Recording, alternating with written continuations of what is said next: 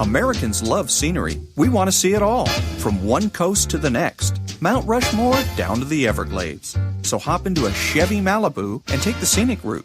It's the car you knew America could build. There's a place where people count on friendships they can trace back generations, where they can count on the same stool at the coffee shop waiting for them every morning. This place is called Glen Ellen, and you can find it in every bottle of Glen Ellen wine. This is craft brewed Herman Joseph's, the smoothest, easiest drinking specialty beer in the entire solar system. And I believe you'll find drinkable in the dictionary right after don't order a beer you can't drink. Zoingo! Boingo! The freestyle pogo with more boing, more bounce. Bounce further, bounce higher with Zoingo Boingo. To see what makes Arrowhead Mountain Spring water different from those other waters, you have to go back to the source. And with Arrowhead, that means going back a little farther and longer than most. Between security challenged and security strengthened, there's one important word: how. And it is the how that makes all the difference to our nation and our world. Lockheed Martin. We never forget who we're working for. What makes Kraft Singles so good? 2 out of every 3 kids don't get the recommended amount of calcium. But with Kraft Singles, they get a good source of calcium and the taste they love. Kraft Singles. Magic every single time. Throw boring overboard with a new real meal from Long John Silver's. A meal worthy of a plate, just $4.99. Only at Long John Silver's. We may not all be geniuses, but we can all do something smart. Introducing the Hyundai 199 Sonata Lease. It's a smart deal on a really smart car.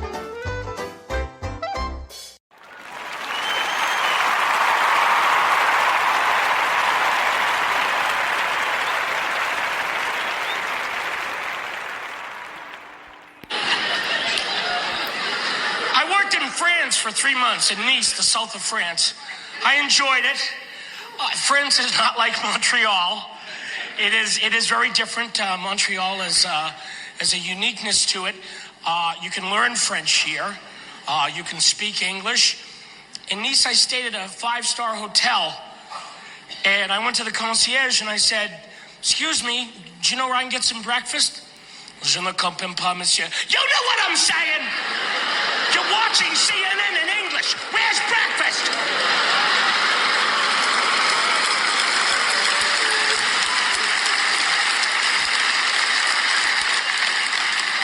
I like France, but don't expect Lumiere from Beauty and the Beast to be there when you get off the plane. Be our guest. We went to French bistros every night. And I was dying for Italian food. I love some French food, but too much with I don't eat seafood. There's a lot of salad. And I was all like omeleted out and pomme frites. I don't want to say another pomme frite. I'm telling everybody, do you know where there's an Italian restaurant? I'm dying for Italian food. Nobody said anything. About 6 weeks into the shoot, we're at a bistro. And I say, I would love Italian food. Somebody that we've been with for 6 weeks says, well, we're only a 45-minute drive to Italy from here. Why don't we go there?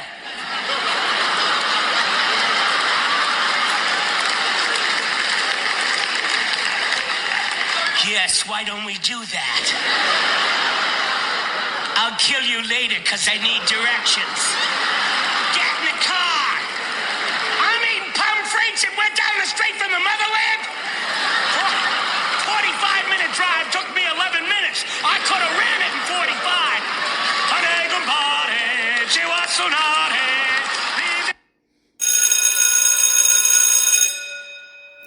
Good morning. It's Monday, Moral Monday, November the 24th, and this is The True Conservative. Welcome to all the butchers, bakers, and candlestick makers out there.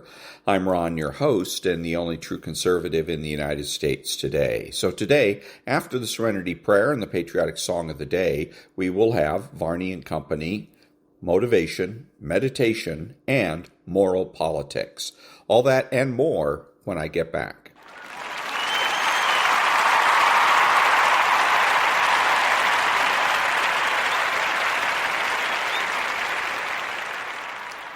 God, Grant me the serenity to accept the things I should not change, the courage to change the things I should, and the wisdom to know the difference.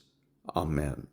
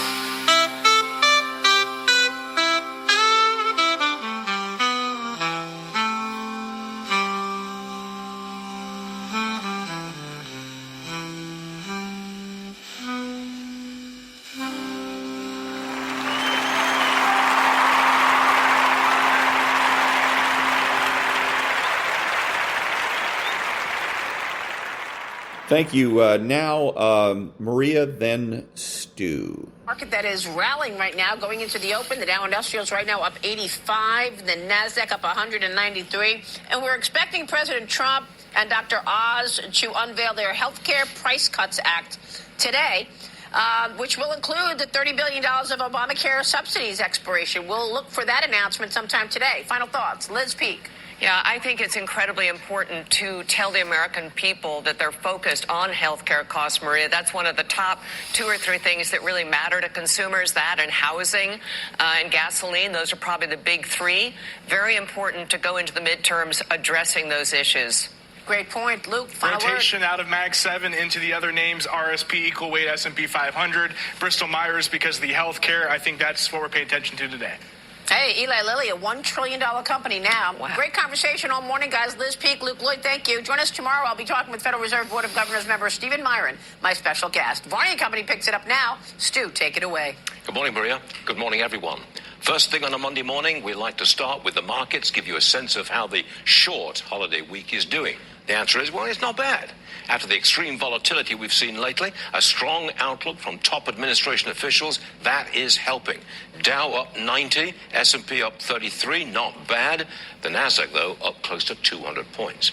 No real recovery for Bitcoin. We're now looking at $86,000 per coin. Rates, as in interest rates, holding steady. The 10-year at 4.05%. The 2-year right around 3.5%. You're at 3.52 right now.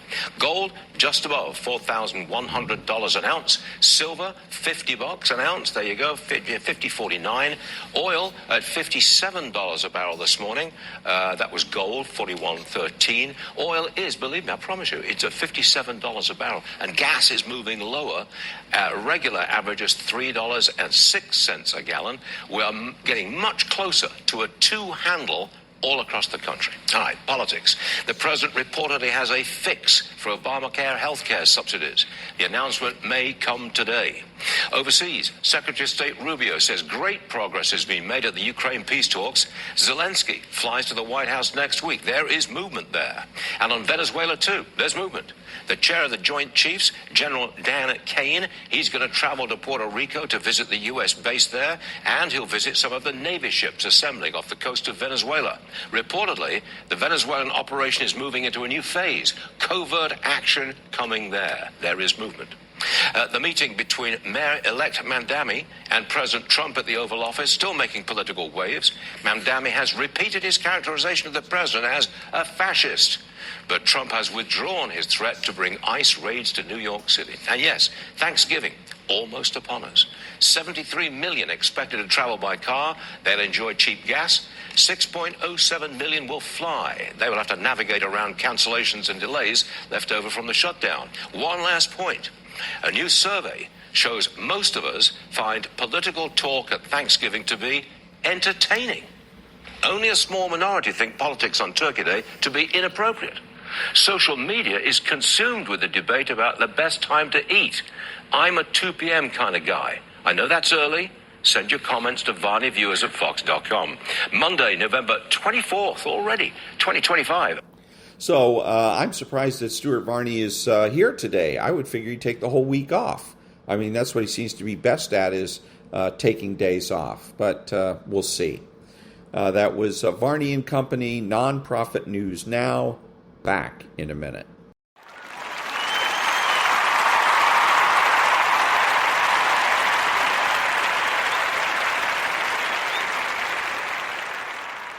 Thank you. Now from, it's called Wall Street Junior Opinion, but I picked it up from Real Clear Politics, an article called Why America is a Creedal Nation. The distinguished historian Gordon S. Wood says that the U.S. isn't like other nations and never has been. There's no American ethnicity to back up the state. And I say perhaps all to the better. Okay, let's see. Here we go. Democracy is a powerful and dangerous force, as America and the European democracies are discovering. Elites on both sides of the Atlantic haven't done a very good job of handling it. We have some anniversaries coming up next year that may help us. We have, of course, the 250th anniversary of the Declaration of Independence. The same day is the bicentennial of the deaths of the two founders most responsible for that great document, John Adams and Thomas Jefferson. The Declaration is vital to understanding who we are as Americans. There's been some talk recently that we aren't and shouldn't be a creedal nation, that beliefs in a creed are too permissive, too weak a basis for citizenship, and that we need to realize that citizens with ancestors who go back several generations have a stronger stake in the country than more recent immigrants. I reject this position as passionately as I can. We have seen these blood and soil efforts before in the 1890s. We also had a crisis over immigration. Some Americans tried to claim that because they had ancestors who fought in the Revolution or came here on the Mayflower, they were more American than the recent immigrants. My wife and I have recently gotten to know a couple who came from Romania in the 1970s and became American citizens in the 80s. Although they speak with a slight accent, I believe with all my heart that they're as American as someone whose ancestors came on the Mayflower. That is the beauty of America. The United States isn't a nation like other nations, and it never has been. There's no American ethnicity to back up the state, and there was no such distinctive ethnicity even in 1776 when the U.S. was created. Many European countries, Germany for example, were nations before they became states. Most European states were created out of a prior sense of common ethnicity or language. Some of them, like the Czech Republic, were created in the 20th century and are newer than the 249-year-old U.S. Yet all are undergirded by peoples that had a pre-existing sense of their own distinctiveness, their own nationhood. In the U.S., the process was reversed. Americans created a state before they were a nation, and much of American history has been an effort to define that nationhood. America's lack of a national identity and common ethnicity may turn out to be an advantage in the 21st century, dominated as it is by mass migrations from the South to the North. It certainly enables the U.S. to be more capable of accepting and absorbing immigrants. The whole world is already in the U.S. America has its own problems with immigrants, especially those entering illegally at the southern border. These problems pale in comparison with the problems European nations are facing and will continue to face, but immigration must be handled carefully. Because assimilation isn't easy, no nation should allow the percentage of foreign-born residents to exceed about 15% of its population. Right from the start, we had problems with our nationhood. Although the first sentence of the Declaration of Independence holds out the promise of Americans becoming one people, at the end of the document, the members of the Continental Congress pledged only to each other their lives, their fortunes, and their sacred honor. There was nothing else but themselves they could dedicate themselves to. No patria, no fatherland, no nation as yet. In 1776, the 13 states, not the entity called the United States, commanded people's loyalties. When Jefferson talked about my country, he meant Virginia. John Adams was Massachusetts. Since there was no definition of national citizenship until the 14th Amendment, ratified after the Civil War, people were citizens of a particular state, which is what made them citizens of the U.S.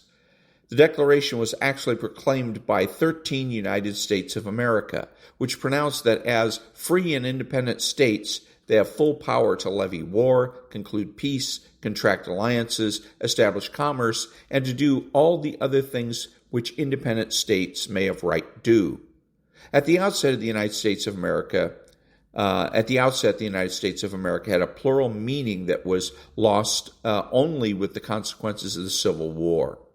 These 13 states couldn't defeat Great Britain, the greatest power in the world, without some sort of union. Hence, they created the Articles of Confederation by signing a treaty among themselves. The Confederation wasn't a state, but a league of friendship between separate and independent states, similar to the European Union, which is also based on a treaty.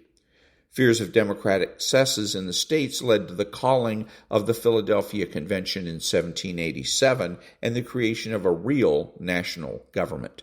That gave many Americans a new sense of oneness. "'Tis done," Benjamin Rush declared in July 1788. "We have become a nation." This was an exaggeration, to say the least, and most leaders were well aware that America wasn't yet a nation and that it wouldn't be easy to create one.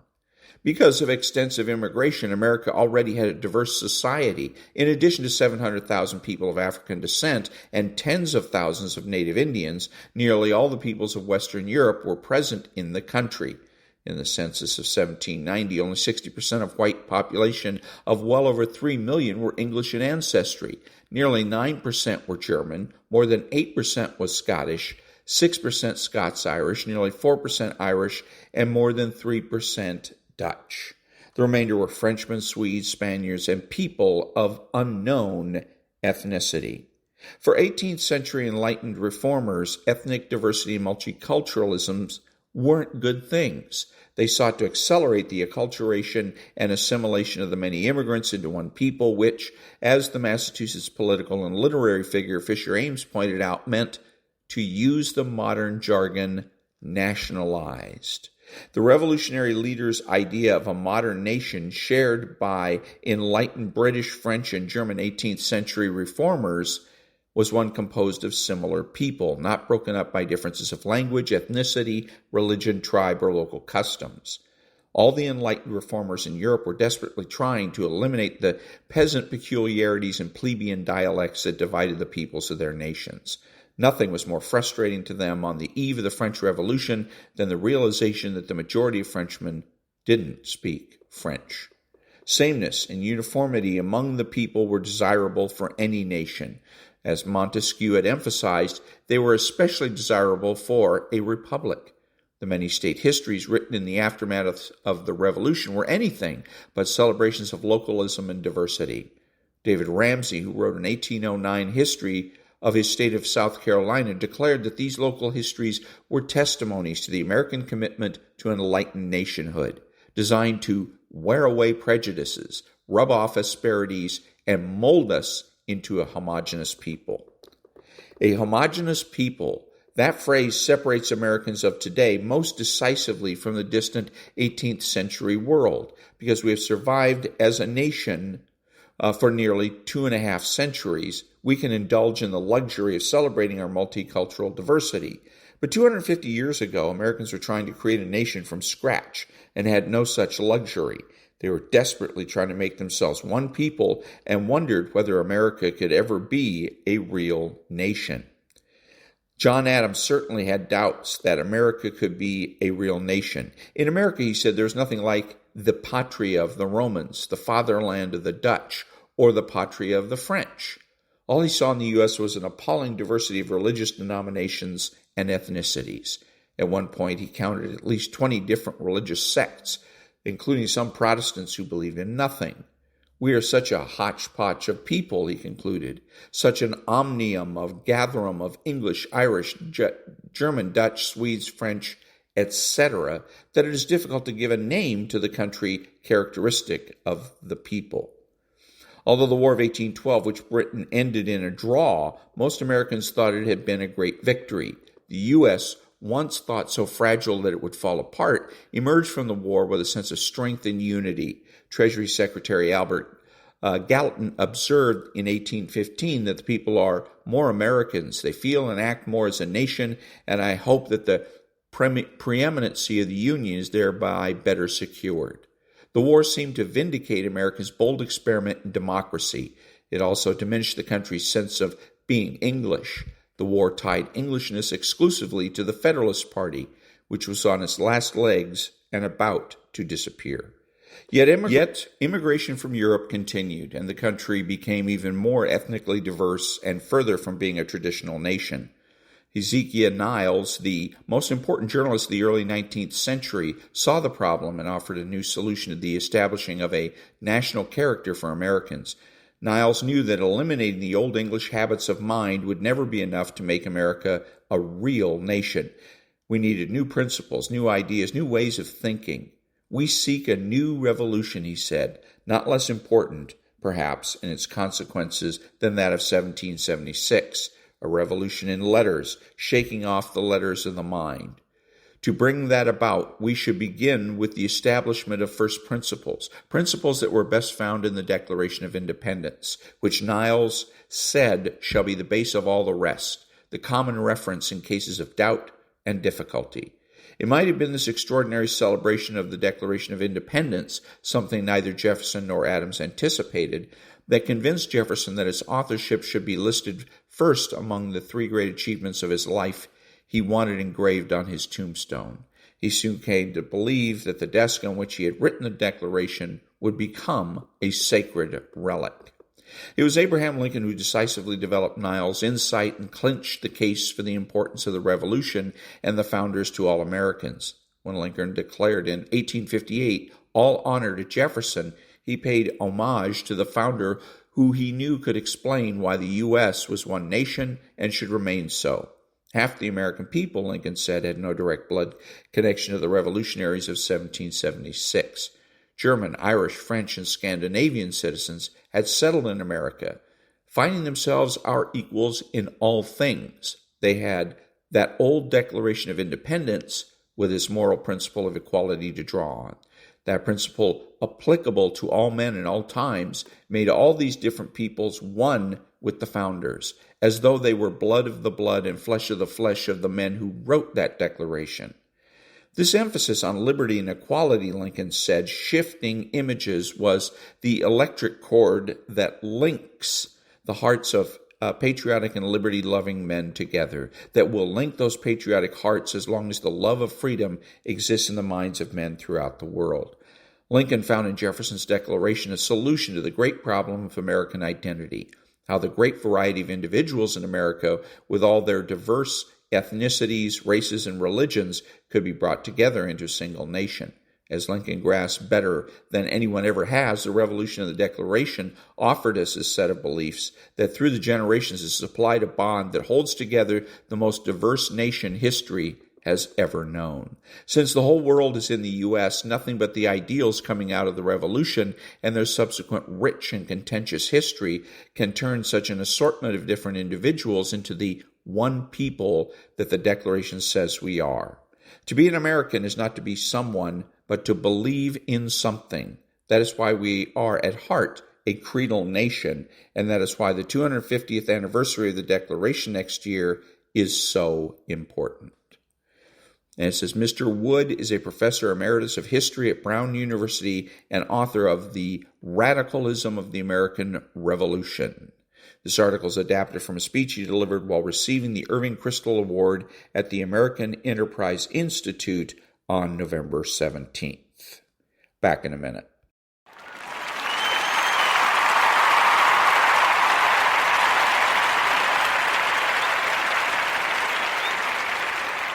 Thank you. Now a little motivation.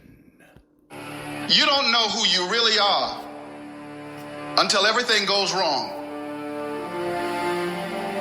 You don't know what you can take until the pressure is applied to your life.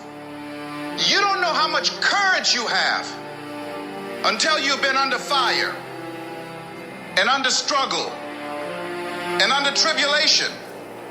These are the ups, the downs, successes, failures. This is the totality and the process of life, and you can't escape it. Because sometimes we don't understand, like, what is this thing? What is my purpose? Why am I here? Why do I have to go through this pain? Why can't it just be peaceful all the time? Then it wouldn't be life. Success is not measured on the days when the sun shines. Success is measured on the dark, stormy, cloudy days. And if you can't absorb failure, you're never going to meet success. There's going to be bad days, there's going to be dark days, but you got to embrace it, because that pain is what makes you stronger. You live life long enough, you're going to have some extreme stress. But what you do with that stress is what your life is about. Anybody can do well when things are going their way.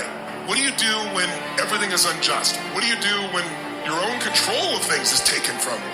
You have to get to that place where you let go of what is, and you got to create anew. When you're going through hell, what do? You keep going.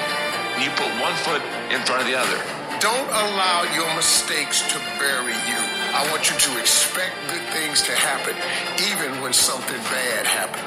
You have to live your life with the expectation that great things are coming your way. There ain't nothing you can do about what's going to happen to you. You can't stop life from happening. You can do something about it. I'm the creator of my life. I'm not the manager of my circumstances anymore. There is something I can still do. When I think there's nothing can be done, that's when I know something can be done. Life is 10% what happened to you. It's 90% what you do about it. You got to stop tripping every time something happened to you like it's the end of the world. It ain't. Your track record for surviving bad days is 100%. You survived all the trouble you ever been in. I don't care what's going on around you, because it's not what happens around you that determines your success. It's what happens inside you.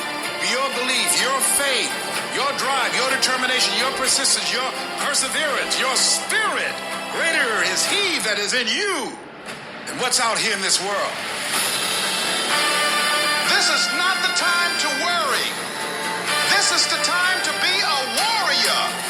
This might be your current circumstances, but this will not be how the story ends. All you have to do is to survive today. Give it one more day.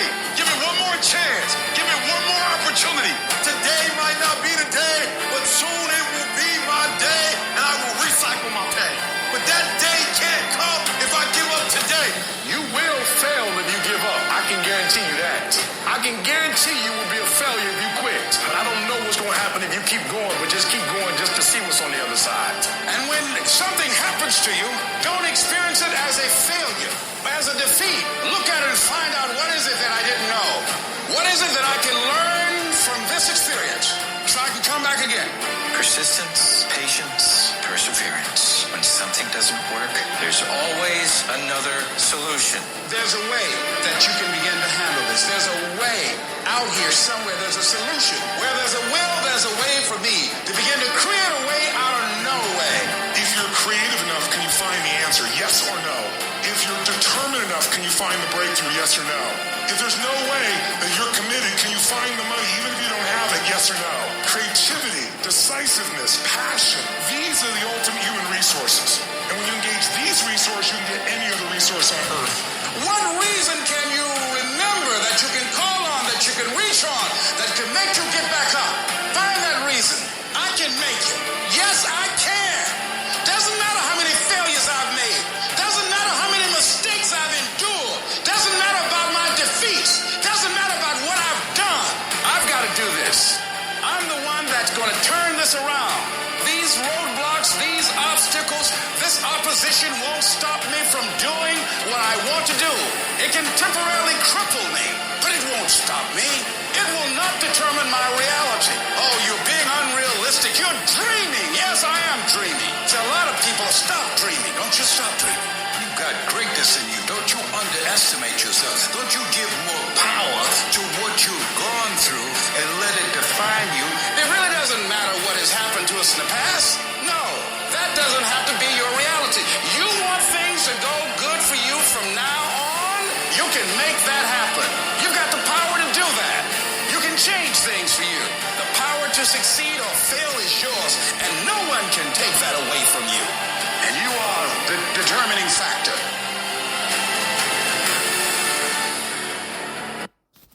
And that was a little bit of motivation. Back in a minute.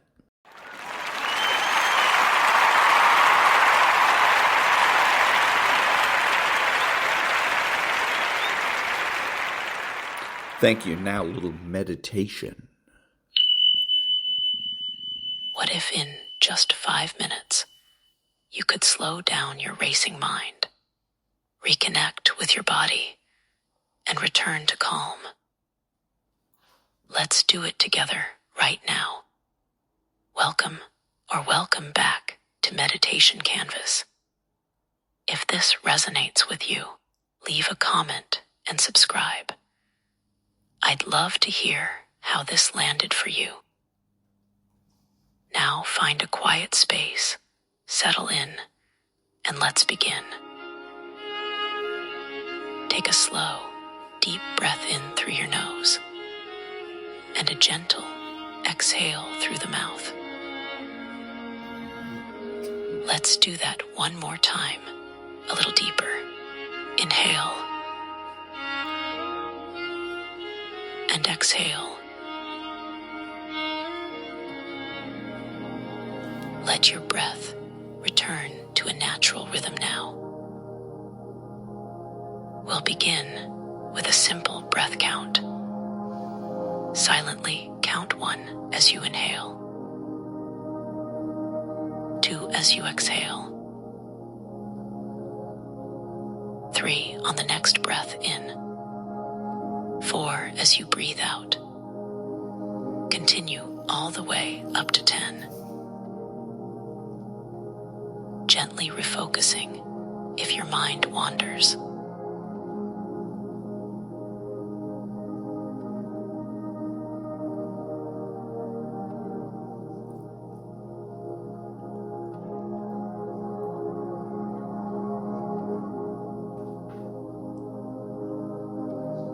No judgment, just awareness. Now, let's awaken your senses with curiosity. Bring your attention to your hands. Can you feel warmth, coolness, tingling? Notice without needing to change anything.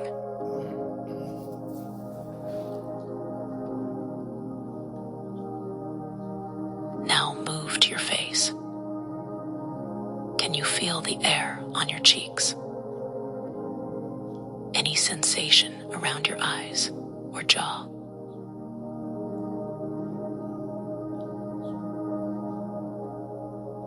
bring awareness to your chest.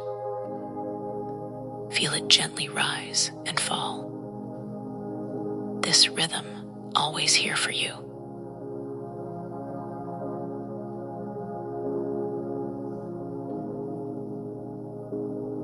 Now shift to your feet. Feel the contact with the ground, solid, steady, grounding you.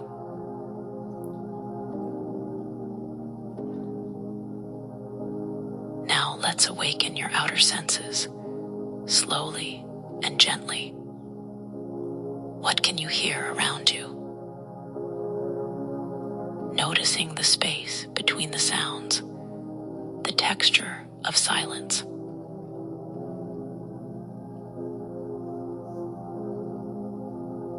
Can you notice a scent in the air, subtle or strong? Take it in mindfully.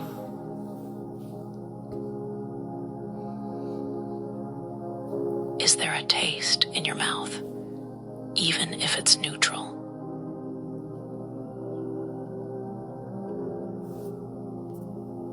If your eyes are closed, gently open them now. Look around as if you've never seen this moment before. Notice colors, shapes, light, and shadows. Let the world arrive without labeling it. You're here. You're awake. And you're present. Take one last deep breath. Inhale presence. Exhale tension. You've just completed a full body mindfulness reset. Take this clarity into the rest of your day. If this practice brought you peace, give it a thumbs up and share it with someone who needs a moment of calm. Until next time, be here, be well, be you. And that was a little bit of meditation. Back in a minute.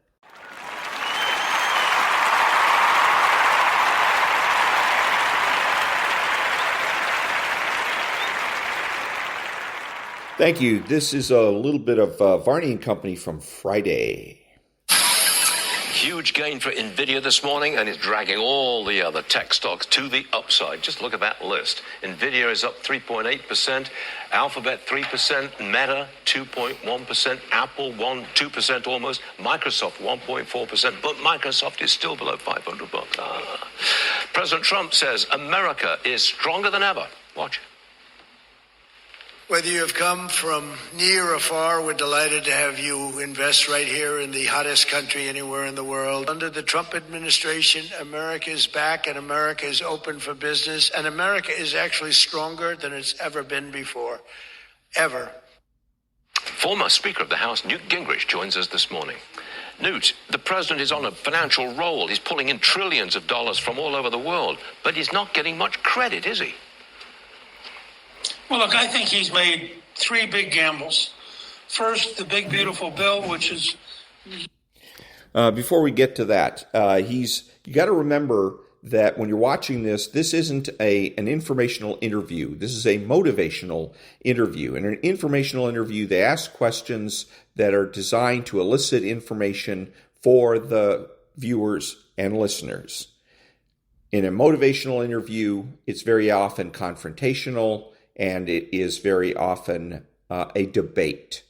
And so they ask leading questions, and that's what Stuart Varney did right there. Well, he's not getting much credit, is he? That's a leading question. Back to the show. Huge tax advantages, which will, by the way, lead to the largest refunds ever for current taxpayers, and then lower their taxes next year. Second, he's going around the world almost like a governor, picking up orders for American goods, picking up investment commitments. And then third, he's used the tariffs to create a marginal advantage for American manufacturing compared to its foreign competitors. Now, his gamble is that by next June or July, all of that will have led to the kind of boom which will just be undeniable. Remember that a lot of the numbers we're seeing are really confusing because, for example, there are 300,000 fewer people working in the federal government. Well, if all you're doing is looking at jobs, and you say, gee, that's a loss of 300,000 jobs. On the other hand, if you're an average American and you thought the federal government was too big, too expensive, spent too much, you think that's a good step. If the election were next week, I'd be worried. But under the American system, the election's in November of next year, and my hunch is that by June and July, there will be a genuine Trump boom. I mean, you can't, at least theoretically, you cannot go around, get the number of sales he's getting, the number of investment commitments he's getting, and not have this economy be pretty powerful by the summer of next year. 4%. Okay, so real quick here, he's explaining. And when you explain, you lose. He went on and on and on. He should have come up with a short, pithy response that everybody's going to remember. I don't remember right now, I don't remember a damn thing he said. So it must not have been very important. Back to the show. % growth? 5% growth? Does that win elections? Well, I think they have to deal with affordability, I think. Okay, so just because someone asks you a question doesn't mean you have to answer it. Remember, this isn't a good faith interview. This is not an interview in which they're asking for information. It's about entertainment. It's about making the host look good. Okay, so don't be afraid when somebody asks you a question to either refuse to answer it, say, I'm not going to answer that question, or tell them that that's the wrong question, which is what Newt Gingrich should have done here. Should have told Stuart Varney, that's the wrong question. The right question is, does zero growth or negative growth lose elections? And the answer to that is yes. Much better. More aggressively than they have so far. And there, frankly, I think the biggest single thing is to pass transparency on the cost of health care. Health insurance now costs the average family of four $27,000 a year. You're buying a small car every year for health insurance. That's crazy. And the answer to it is to have a real market where you have real information, and transparency is the key, I think, to affordability. So, okay, is Trump's personal popularity in decline? I mean, a lot of people, they can't stand him. I mean, it's Trump derangement syndrome. It's a factor. And not much you can do about that, though, is there? Well, and again, he doesn't have to answer that question. He can simply say, wrong question. The right question is, does it matter? Does the president's popularity matter? And statistics show that it doesn't. That what matters is what shape the economy is in. The economy is in great shape now. We expect it to be even in better shape next summer. That's what matters. Trump is sort of Mr. Fix-It. He has a compulsion to go around fixing things. And whether he's fixing the Oval Office or he's fixing the world tariff system or he's trying to fix Gaza, it's just who he is. It's just the way he operates. And I think sometimes it wears people out a little bit. On the other hand, when you start looking at the scale of what he's doing, I think that people ultimately are going to render judgment. Remember, the other side has to put a team on the field too. And I think that a big government socialist Mamdani party is going to find that it has very limited reach with the average American. And I think when you start looking at people in the various blue states like Illinois, California, New York, who are trying to protect illegal immigrants, who are trying to basically block us from getting criminals out of the country, I think all of that makes the Democrats less desirable as a party. So Trump has enormous resilience. I suspect he is who he is. And I think that for some block of people, that means that they will never like him. They will never support him. But for a large number of Americans, if you can get the economy back under track, if you can... Okay, so that's winding down. So not only was he explaining here, he's apologizing for the president. The president can and should apologize for himself. If I was Donald Trump, I'd be tempted to call up Mr. Gingrich offline and say, hey, shut up. Don't apologize for me. If I need apologizing for, I'll do it myself. Okay, but you don't do that. If assuming that Mr. Gingrich is on Team Trump and Team Republican, you don't do that. You're giving your enemies aid and comfort. When you explain, you help Nancy Pelosi. When you apologize for the president, you help Chuck Schumer. Don't do that. Back in a minute.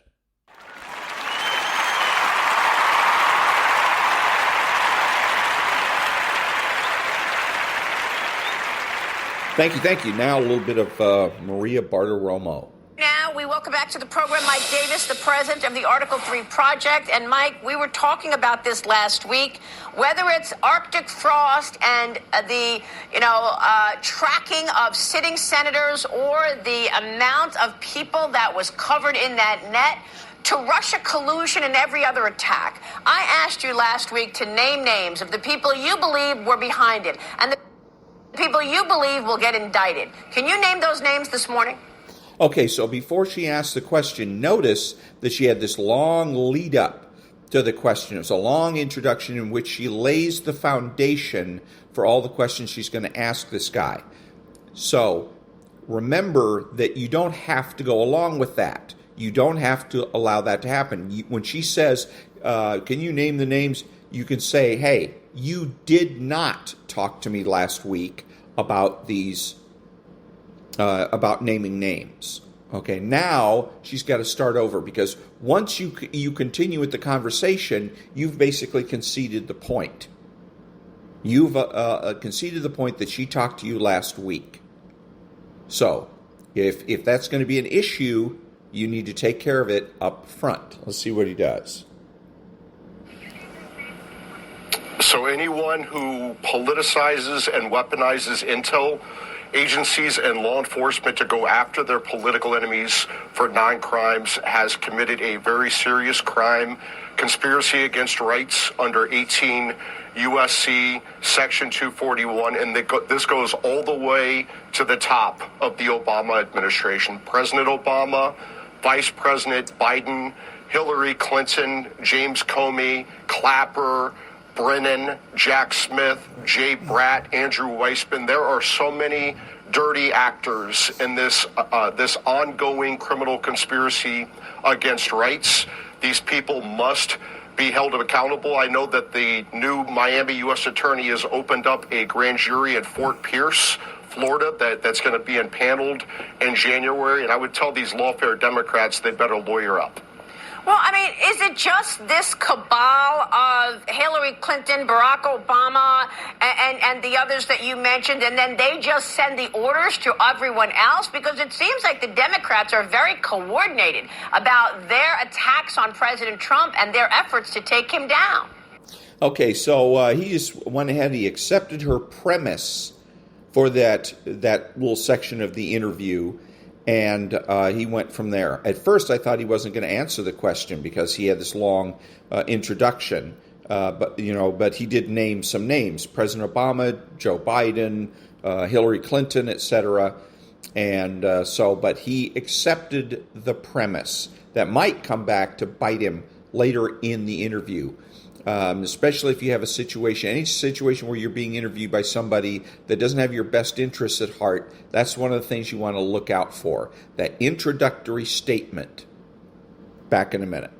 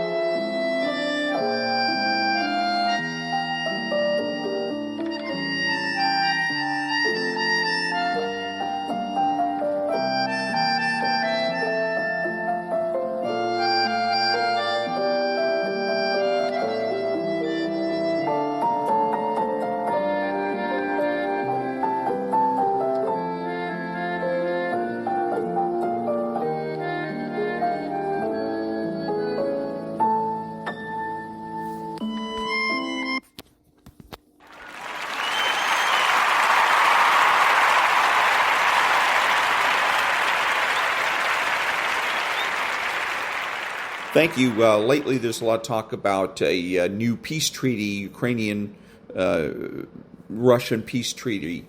I don't think that that there is going to be any peace treaty. I think that President Putin is in a tight spot. He put himself in that tight spot. I don't feel sorry for him, but he's in a tight spot. He started this war. He's got nothing to show for it after 3 years, a war that was supposed to last 3 days. He's got nothing to show for it after 3 years, and he's not giving up. He's not backing away. He's fighting harder than ever because his presidency, maybe his very life, depends upon it. As far as I'm concerned, I don't care about Ukraine. I don't care about Russia. As far as I'm concerned, if they want to obliterate each other, go right ahead. Maybe the rest of the world will finally have some peace. Now, as far as getting peace, the President of the United States needs to make up his mind. He either wants to support Ukraine and see Ukrainian victory in this so-called war, it's actually just combat, or he wants peace.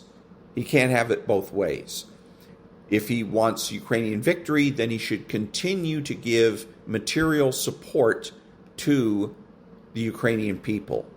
If he wants peace, then he needs to withdraw that support, and Ukraine will sink or swim on its own. And if the quickest way to peace, it seems to me, is for the Russians to finish their invasion of Ukraine, and once that's done, then we will finally have peace. And I think that the sooner that happens, the better. The only other outcome to this that I see that's might result in peace is the assassination of President Putin. And that doesn't appear to be very likely. Back in a minute.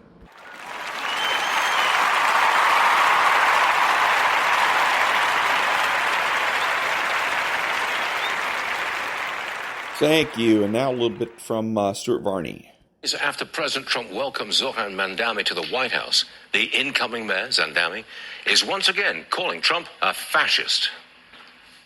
That's something that I've said in the past. I say it today. And I think what I appreciated about the conversation that I had with the president was that we were not shy about the places of disagreement about the politics that has brought us to this moment. And we also wanted to focus on what it could look like to deliver on a shared analysis of an affordability crisis for New Yorkers.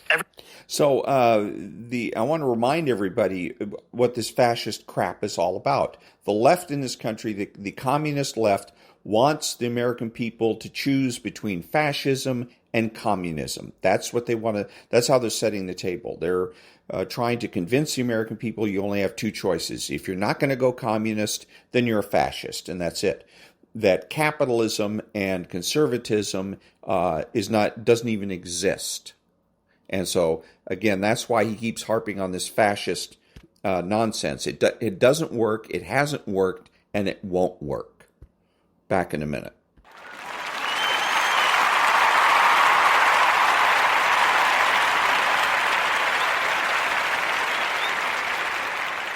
Thank you. So here's another from Varney and Company clip of Mamdani doing an interview over the weekend. The cornerstone of an affordability agenda is public safety, and that it is critically important to me. The truth of it is, in fact, that I'm looking forward to working with the NYPD to deliver on that. And I shared with the president that my decision to retain Police Commissioner Jessica Tisch is in large part a recognition of the fact that in her time leading the NYPD, she has driven down crime across the 5 boroughs while starting to uproot corruption that was endemic in the top echelons of that department under Mayor Adams. Okay, so first of all, note that he calls it public safety. He doesn't call it law enforcement. The left hates law enforcement. This is why they want the police to stand down. This is why they want to defund the police, because law enforcement stands for things that they want to get rid of. One of them is certainty of knowledge. You can't go out and enforce the laws unless you're certain that about any particular activity in terms of its legality or its illegality. The second part of this is determinism. The left is determinist. They like to pretend that people do what they do because they're forced to by powers beyond their control. And law enforcement flies in the face of that. Law enforcement says, no, people have free will. They have the free will to either obey the law or they have the free will to disobey the law. And if they choose through their free will to disobey the law, then law enforcement will make sure that they are put in check and punished. And the left hates that. So I don't understand how the law enforcement or public safety becomes the cornerstone of affordability. But in any case, again, look at the fact that he's calling it public safety and not law enforcement, because the left hates law enforcement for the reasons I've just described. Back in a minute.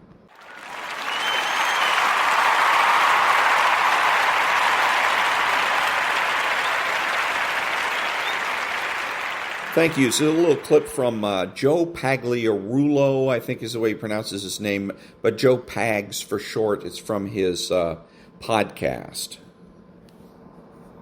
Great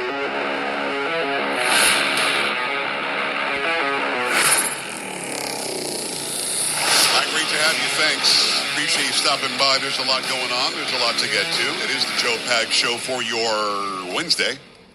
It is a hump day. We're trying to get it done for you. We've got a couple of big interviews coming up. But I wonder, where are you with how Republicans act in Congress? Where are you with that? Because I think that Republicans, for the most part, do the right thing when there's something bad going on. Now, I was against kicking out George Santos until he was tried and convicted of something, which he was eventually. Now he's been pardoned. But I was against just launching him out of Congress because you could. That's not due process, in my opinion. And I'm not asking for Stacey Plaskett or for Ilhan Omar or any of these idiots to be launched out of Congress. I, at the very least, expect the majority of Republicans to say, this Democrat did something really bad. Okay, so first of all, he's talking to making the same mistake John Cobalt makes, in that he's preaching to the choir. He needs to understand that if he wants to maximize his influence, he needs to be able to speak to Democrats and tell them why what he's saying is important to them as well, and understand that Democrats think differently than Republicans do. Secondly, is that he's into this fairness mode. Well, I wouldn't ask for the Democrats to be thrown out of Congress. Why? Why wouldn't he do that? Why wouldn't he want Ilhan Omar and some of these other hideous Democrats to be thrown out of Congress? Fairness. Because he's been brainwashed into believing that his number one job is to be fair as a Republican/conservative. Wrong. His number one job is to be partisan. That's why he votes Republican. That's why he's a registered Republican. And that's why he talks about Republican politics.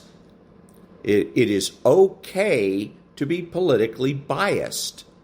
He's going to be expected to donate money.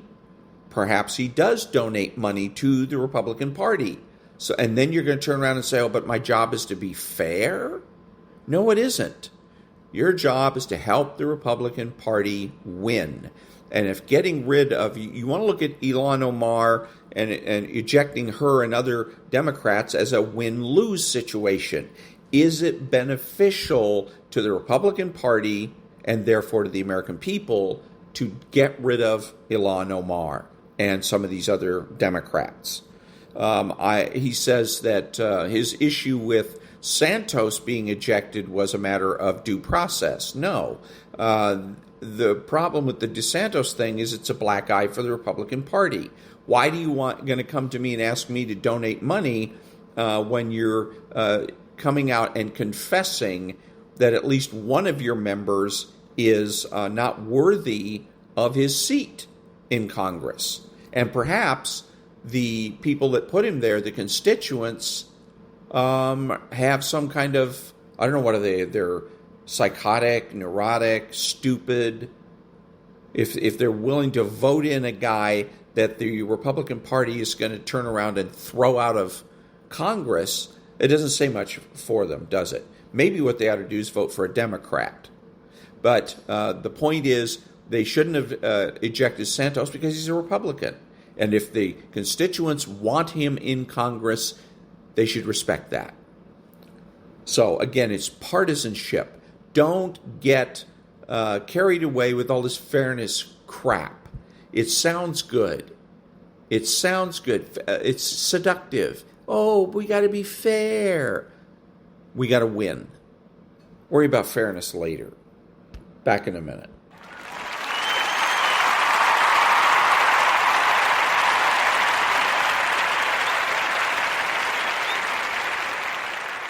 Thank you. And now, moral politics. 22. The human mind. Strict father morality is not just out of touch with the realities of raising children. It has a problem that goes even deeper. It is out of touch with the realities of the human mind.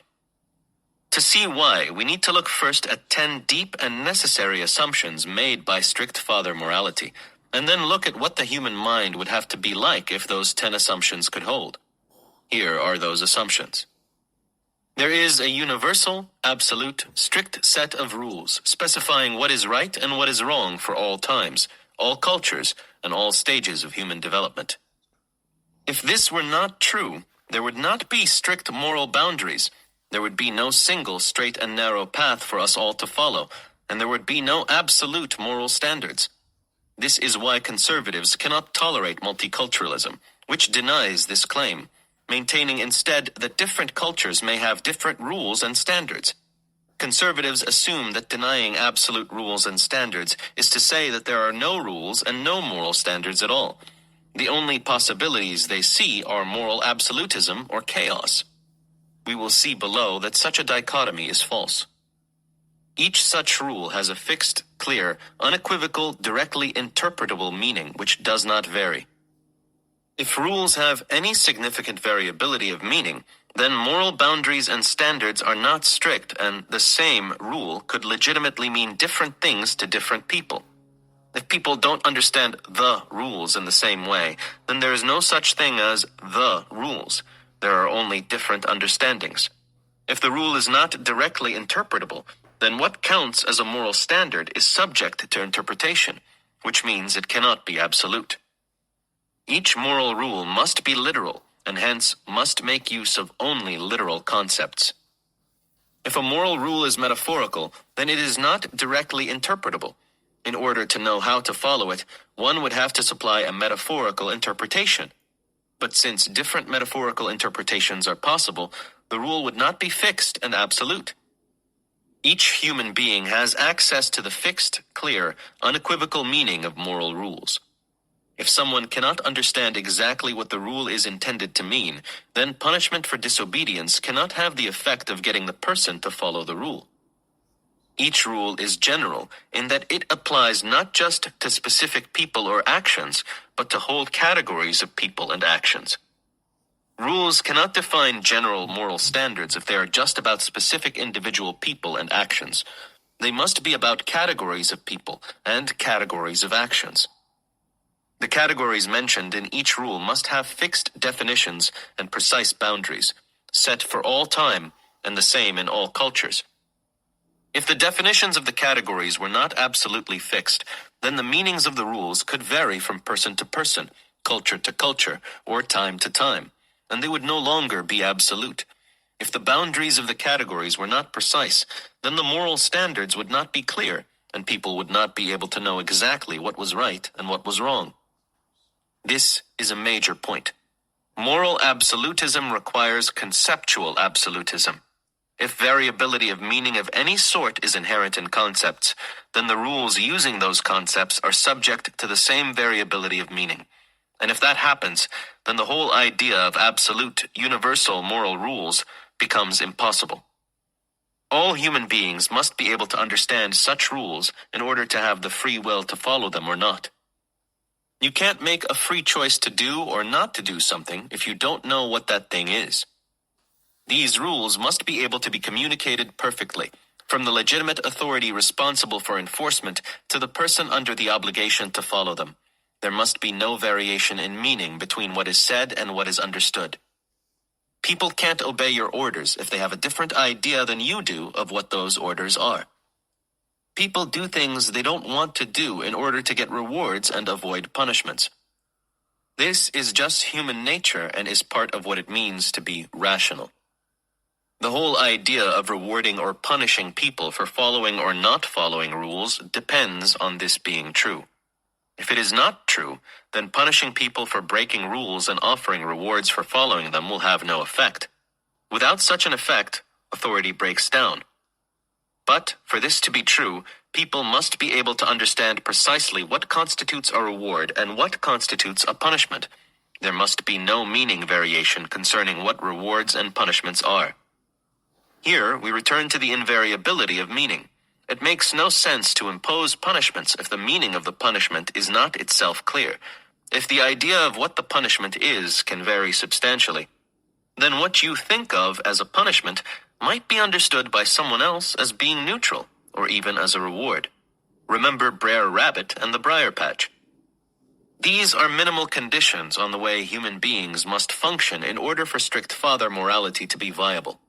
If these conditions are not all met, then that moral system becomes incoherent. For example, suppose that people do not operate generally by reward and punishment. Then the threat of punishment will not be a deterrent, nor the promise of reward an incentive. Without reward and punishment guiding human action, strict father morality cannot get off the ground. In short, strict father morality requires perfect, precise, literal communication, together with a form of behaviorism. Thus, strict father morality requires that 4 conditions on the human mind and human behavior must be met. 1. Absolute categorization. Everything is either in or out of a category. 2. Literality. All moral rules must be literal. 3. Perfect communication. The hearer receives exactly the same meaning as the speaker intends to communicate. 4. Folk behaviorism. According to human nature, people normally act effectively to get rewards and avoid punishments. Cognitive science has shown that all of these are false. The human mind simply does not work this way. And it's not that these principles are off just a little. They are all massively false. But, before going on to see why they are false, it is important to see why it is important that they are false. Categorization. Let us begin with categories. First, categories can be fuzzy. They can have shaded borders. What is a rich person? There are clear cases, but no absolute income line clearly demarcates rich from non-rich. There is a gradation. There are no clear boundaries here. One can artificially impose them, of course, but then one could impose them in another way just as well.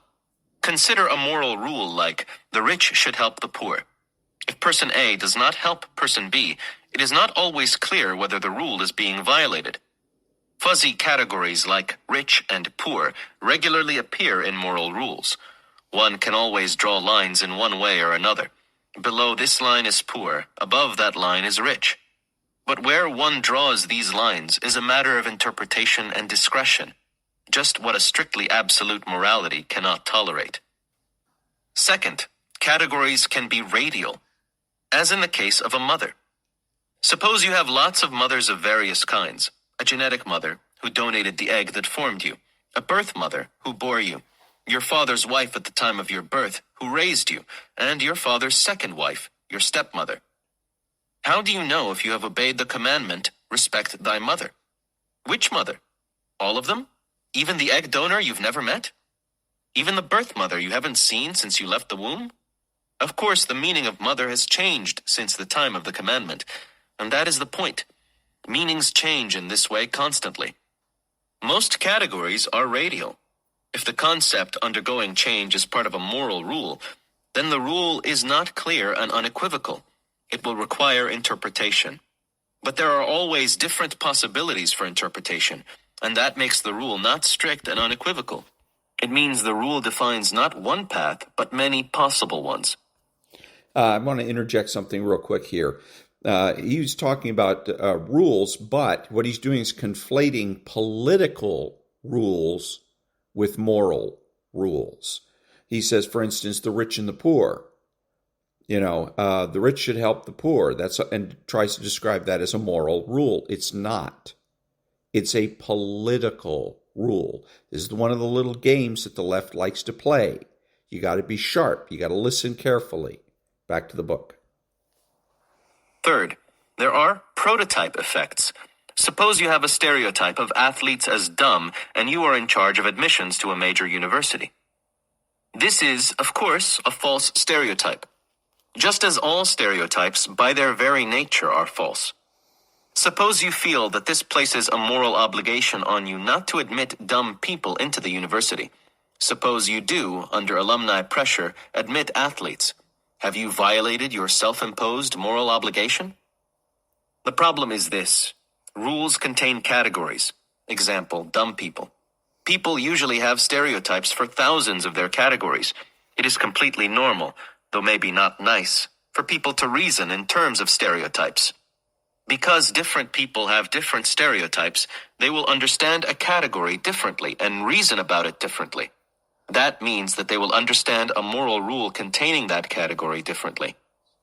In short, the fact that people really do reason about categories on the basis of stereotypes violates the condition that the meaning of a rule must be invariant from person to person and occasion to occasion. The mind just doesn't work that way. Incidentally, stereotype-based reasoning is only one form of a much more widespread phenomenon called prototype-based reasoning. We have seen other examples of prototype-based reasoning in this book. One type is reasoning in terms of ideal cases, as when one thinks about conservative or liberals in terms of an ideal model of conservatives or liberals. Another type is reasoning on the basis of demons or anti-ideals. We have seen plenty of cases of demon-based reasoning throughout this book. Another case is called salient exemplar reasoning, where one takes a well-known case to stand for a whole category. This is common throughout political and moral discourse. Fuzzy categories, radial categories, stereotypes, and other forms of prototype-based reasoning all introduce meaning variability. Radial categories are produced, in large measure, because categories do change over time, and their extensions over time are often preserved in radial category structure. Okay, again, a little bit of an interruption. He claims that there are all these different types of reasoning, prototype reasoning and schmodotype and bling-blang reasoning and all that stuff, but he never proves it. The burden of proof is on him. But he wants to try to convince you and me as conservatives that the burden of proof is on us, that we need to prove to him that our line of reasoning isn't prototype reasoning, isn't stereotype reasoning, etc. We don't have to prove anything. He's the one that is looking to make changes. He's looking to turn the whole moral world upside down. So therefore, the burden of proof is on him. He has to prove that these categories exist. He breezily says, well, mental science or brain science or something proves that the father, nurturant father, or whatever his category is wrong. But again, he shows no proof. He provides no references for this. Okay, so he's demanding that we take his word for it. And remember, taking his word for it is optional. The question is, do we trust him? And I don't in this particular case, and you don't have to either. Back to the book. Framing. Alternative framing possibilities also provide for forms of everyday variation in meaning. Consider an example from my colleague Charles Fillmore. See references, section A3. Suppose you have a friend named Harry who doesn't like to spend much money. You could conceptualize him and describe him in two very different ways. You could say either, he's thrifty or he's stingy. Both sentences indicate that he doesn't spend much money, but the first frames that fact in terms of the issue of resource preservation, thrift, while the second frames the issue in terms of generosity, stinginess. Now, imagine an invocation that says, spend as little money as possible. Okay, so that's where we're going to stop it for right now. That's the first half of Chapter 22 of Moral Politics, How Liberals and Conservatives Think, by Dr. George lack off. And then I want to say real quick is the way to defeat all of this is very simple. Don't be afraid to make moral, absolute judgments and statements. This is always wrong, that's always wrong, etc. The trick they're going to do is they're going to try and they're going to use questions to do it. Because if they come back and say, well, that's not so, then you can immediately put the burden of proof on them and say, oh yeah, prove it. Okay, so they want to avoid that. And the way they do it is with questions. So they'll ask you, what about? Well, what about this? Well, what about that? Well, what about the other thing? And the response to that is, what about it? How does that change anything? So you're putting the burden of proof back on them. How does that refute what I said? You can even ask them, are you telling me I'm wrong? And they will always say no. They will back up and back away. So next week, the next half of second half of chapter 22. Back in a minute.